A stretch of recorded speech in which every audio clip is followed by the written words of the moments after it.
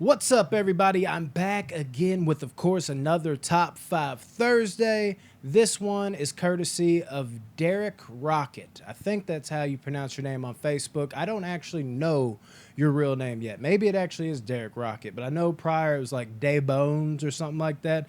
So I don't know if you're just making up names on the fly or if that's your actual name. Let me know what your actual name is. If it is, in fact, Derek, then we are on the right path. Or maybe you wish to remain anonymous. Nothing wrong with that, too. But you've been a really cool new member to the group. You are also someone who has a YouTube channel. What is it? Flick Snacks and Knickknacks, I think is the name of your channel, as my brother walks in here. And yeah, go check that out. Flick Snacks and Knickknacks on YouTube. So you can also check out Derek's cool content. Ours, other than the Top 5 Thursdays, is usually more longer form. You know, if you want to listen to a long-ass podcast. His is more kind of quick to the point. But, you know, still, it's not just like, hey, movie was good. Yeah, I liked it. Or movie's bad. I didn't like it. He definitely dives deep into the short amount of time, but it's quick and to the point. And a lot of people like that better in this TikTok age. So check it out if that's your thing and see what the fuck is up with that channel because he's got some good shit. But for what his top 5 was that he had me do, this top 5 is going to be on the best performances by deceased actors. And I have worked this list around like 5 different times. And honestly, I don't know if this is going to be my top 5 because that's also another thing. I do my personal top 5. This isn't actually necessarily the best. That's really hard to say, but these are good performances, I would say. And this is what I find to be my personal favorite. And as much as I fought it and fought it and fought it, because I had so many different performances and so many actors I didn't want to leave out, I kind of came up on doing the top 5 this way, which you will see what that is here in a second. It's kind of like each performance is a different type of performance. So I chose 5 from each kind of genre in a way, but you'll see. I'll work through it as I go. I'll probably have a couple, 2 or 3, maybe even surprising ones in here, and there'll be some that are left off that are well deserved. If not, the best performance might have came from somebody that was left off this list, man. It's just, this is the best way I could do it. I couldn't. It was tough. But without further ado, let's jump into number 5. At number 5, we're going to do some comedy. Chris Farley. And now you could say, oh, performances, da da da. Chris Farley put on a performance. It wasn't just jokes with this guy. How he just fucking would let loose, like, oh my God. And the physical comedy he would do. And I think, honestly, in Beverly Hills Ninja, this movie might not necessarily be his best. It's my personal favorite, actually.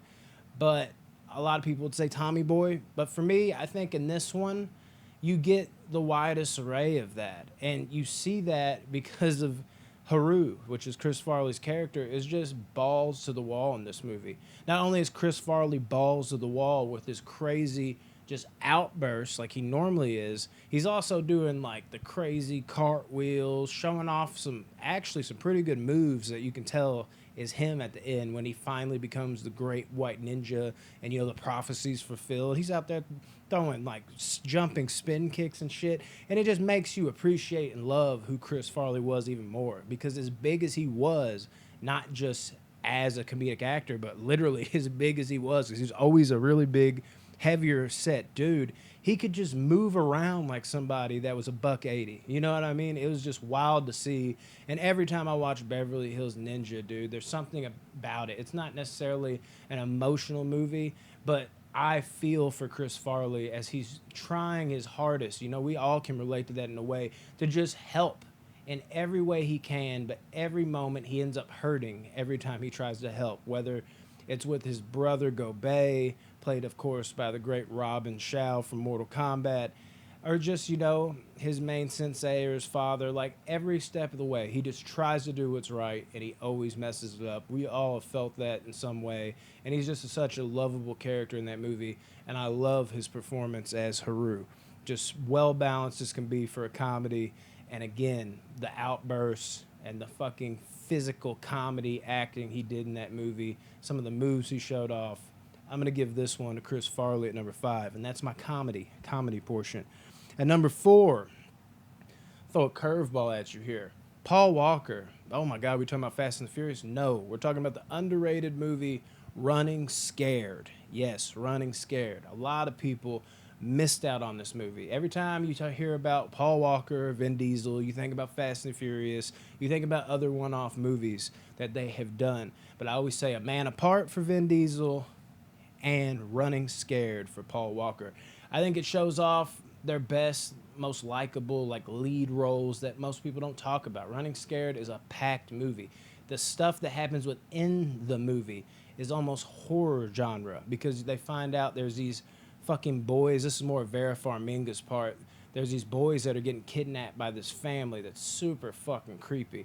But the main overarching theme of this movie is Paul Walker, who just seems like this guy, like not necessarily a fuck up, but like rough around the edges. You don't know how to feel about him. But at the end of the day, he's gonna do whatever he can to like get this boy back. Now I know there's other motives in there, but through all of the movie, you kind of feel like, man, like this guy really deep down cares beyond belief. Like this guy actually has a soul in there. And I really fall for those kind of movies where the guy kind of seems dark, but as the movie progresses, you slowly get, you know, that good out of him. It's just a guy that had a bad life. And I feel like Paul Walker in this movie really encapsulates that so damn well. Running Scared is a gem of a movie, and I think his acting is really solid in parts. Of course, at the end, don't want to spoil anything if you haven't seen it, but there's a moment where you're like, oh shit, like, is he going to die? Is he going to pass away? What's going to happen? I think he's really solid in that moment. And I think he's really good. There's a scene where one of my favorite scenes in the movie where they are holding Paul Walker down, and these people are taking slap shots like from hockey. They're skating up and hitting a puck like right into his face, and it is just fucking intense, and it screams and everything in that movie. Very well done. Paul Walker, amazing in Running Scared. And again, this is another type of role. Maybe one should have got on here over this kind of role, but again, I was pulling like different types of roles that are great performances. To me, this is like your badass guy you have to follow through the movie. Almost feels like an anti-hero, but ends up being a hero at the end of the day. Different kind of role, obviously, than comedy. And number 3, we're going to jump into some martial arts. Just a fucking fighter of a fighter, the fighter of all fighters, the guy behind me, Bruce Lee. And this was a tough one, but at the end of the day, I think there's a reason why Fist of Fury has always been my favorite. It's the raw emotion that Bruce Lee gave in this movie. And we're talking about Fist of Fury, Chinese Connection, Fist of Fury. I actually brought this over here, his second movie, because you also know his first movie, The Big Boss, also has the title Fist of Fury. But we're talking about the second movie, Chinese Connection, that is also called Fist of Fury. I know. Very confusing. Second movie he did. This one, I think, just really shows off not really his range. He doesn't do anything too crazy, but we get to see him at least play like multiple characters where he's kind of spying on everybody. I think he blends in perfectly with that because Bruce actually had a background in acting before he did all the martial arts movies. We get to see the raw emotion of him, the way he fights in this movie with Fist of Fury, where he's like, why? Like he's just losing his mind on people. It's Bruce Lee unhinged. It's Bruce Lee full tilt, and Bruce Lee is just bringing every ounce of emotion into every punch, into every fucking fight scene. He's a loose cannon, and I love his acting and the way he pulls it off in this movie. Nobody could have played this loose cannon character like he did. Of course, we saw that later on with not Donnie Yen, Jet Li in Fist of Legend, which is kind of like a Fist of Fury. I don't know if I forget, they tried to do like kind of a remake there. He was so good. That might even be Jet Li's best movie. But this movie, Fist of Fury, Bruce Lee, what he did, there's none better.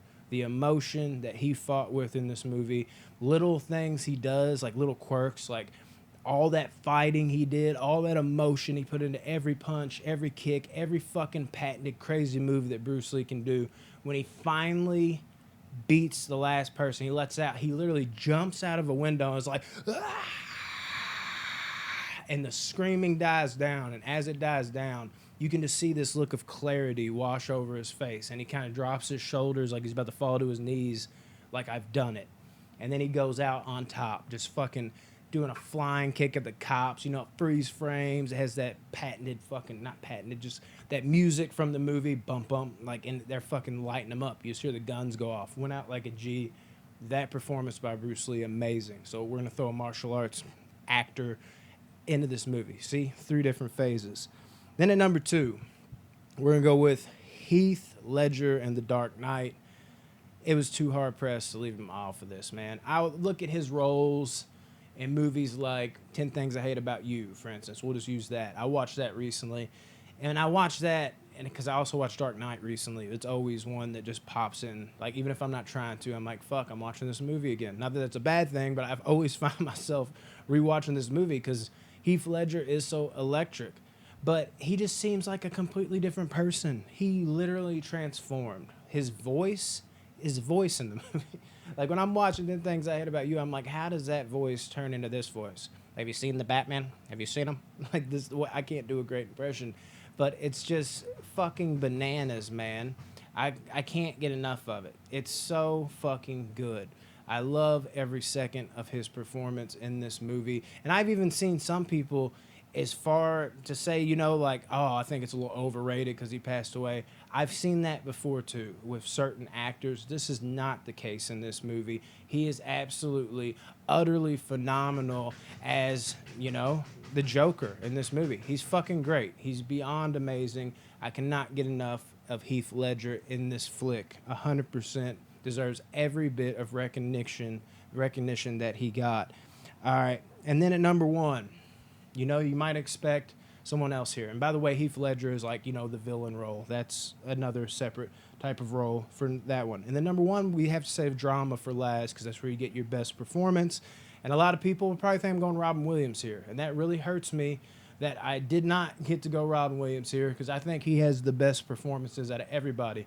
But since I had to choose one for drama, in the end, I had to go with Michael Clark Duncan in The Green Mile because that one, the acting is amazing, but it's beyond that, though. He pulls emotion out of me that I feel like I didn't have in any other movie. Every time I see this movie, I break down and cry. I'm like, he didn't fucking do anything. I still remember when it was the first time I watched it. I don't know how long. And I watched it, like, it was like the week after he died, and it just sent me spinning, dude. It ruined everything for me that night. Like, I mean, in a good way, though, but it really tore me the fuck up. I can't explain it any other way. Michael Clark Duncan's going to have to take the first place on this list, as surprising as that is. Obviously, Philip Seymour Hoffman, another great one I could throw in here. And all these dudes were on my list in some type of, you know, combination or whatever, you know. But at the end of the day, I rolled with this because this is what felt the most right. Just different types of performances. Yeah, just amazing what Michael Clark Duncan did in this movie. So he's got to be number 1. Hello, Aria. Yeah, y'all banging on the door and shit. Yeah, fuck you too. Anyways, I could have left the door open. Oh, go fuck yourself. all right. Yeah, there's that. Anyways, guys, that's my top 5. I hope you kind of see where I was going with it. There was also another performance I was going to throw on here. I'll just go ahead and give away. Those who really know me know how important Jaws is to me. I was going to throw Quint, Robert Shaw from Jaws on here, or Roy Scheider, you know, Chief Brody on here. I was torn between them, but I knew for sure they were going to be on the list. But then when I got to looking at the rest of the list, I was like, everybody else, their life was kind of cut short, you know? Like, it was like flash in the pan. They were doing such great things, and then it kind of happened out of nowhere.